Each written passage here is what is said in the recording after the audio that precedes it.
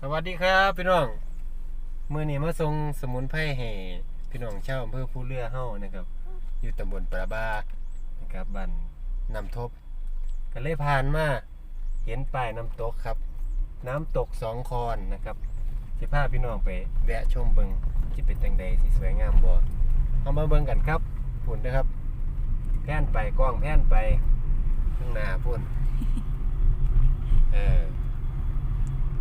แผนกล้องไปเดี๋ยวจะพาไปชมพาน้องการ์ตูนและเยี่ยวด้วยมีสายเข้านะนี่ครับเพิ่งโทรออกมานะครับตอนนี้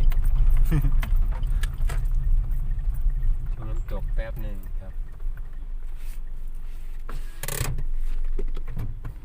ให้การ์ตูนนำหน้าเลยห้องกระถือไว้ให้การ์ตูนมาน้องโบอยู่บนรถนะโอเคการ์ตูนลงเลยไป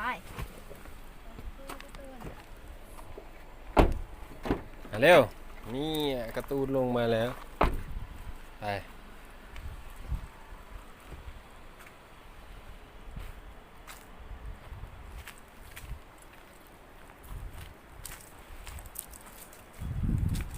จะพาไปดูน้ำตก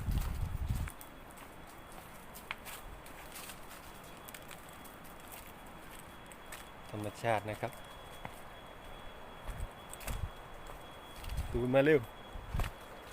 ตามมาเร็วตามมาเร็ว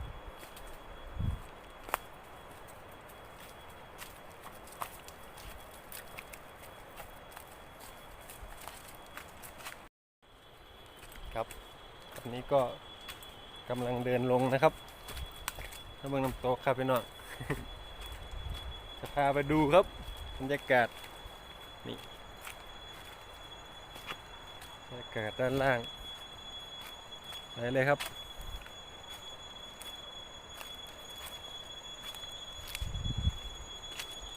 โอ้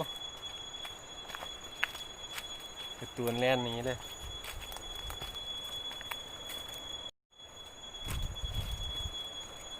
ตามพ่อมาการ์ตูนว่าจะพาไปดูน้ำตก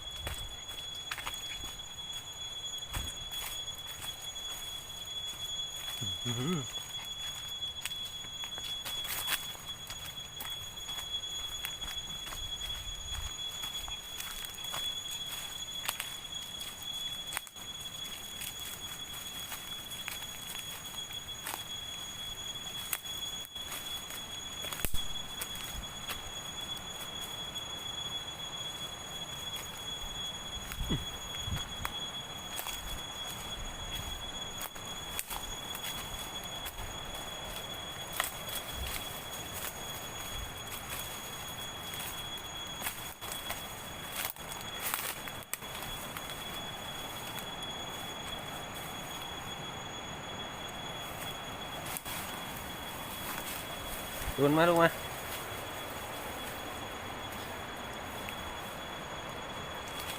เฮ้ยมาเร็วมาพ่ออุ้มออกนะครับมาโอ้โอ้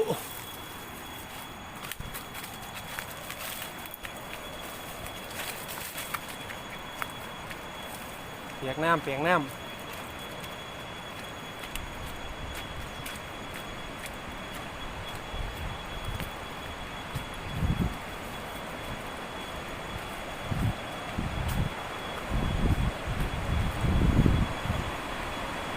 โอ้โห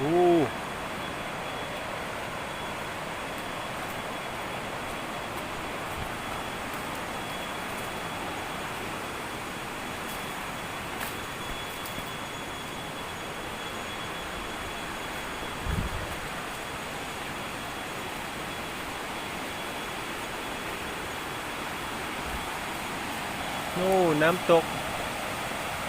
สูงมากเลย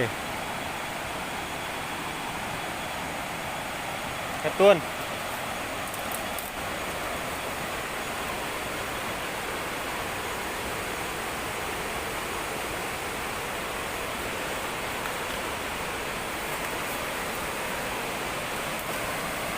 ต้น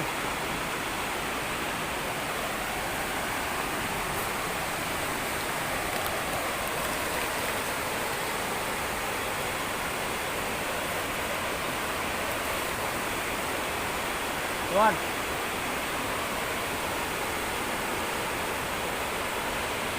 นี่ครับน้ำตกแต่ว่ามันสูงมากเลยพี่น้อง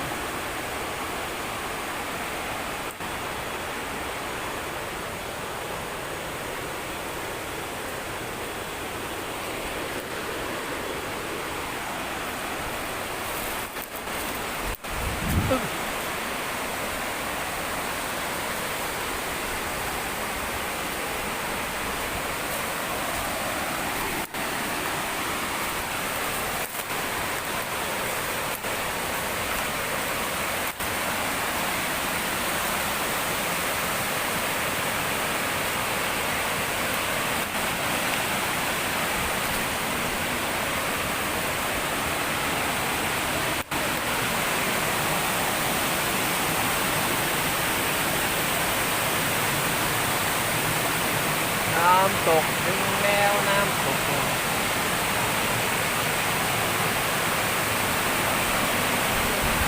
นี่คือบรรยากาศน้ำตกครับผม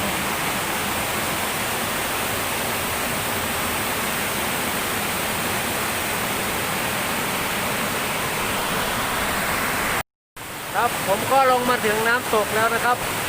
ซึ่งสูงมากครับพี่น้องเป็นน้ำตกสองคอนนะครับสวยงามนะครับเป็นทางน้ำ